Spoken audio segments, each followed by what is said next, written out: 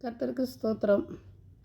கர்த்தர் எவர்களை முன்குறித்தாரோ அவர்களை அழைத்தும் இருக்கிறார். எவர்களை அழைத்தாரோ அவர்களை நீதிமான்களாக்கியும் இருக்கிறார். எவர்களை நீதிமான்களாக்கினாரோ அவர்களை மகிமைப்படுத்தியும் இருக்கிறாரே அப்படின்னு ரோமர் 8:29 8:29 சொல்லப்பட்டிருக்கு. 29:30 சொல்லப்பட்டிருக்கு.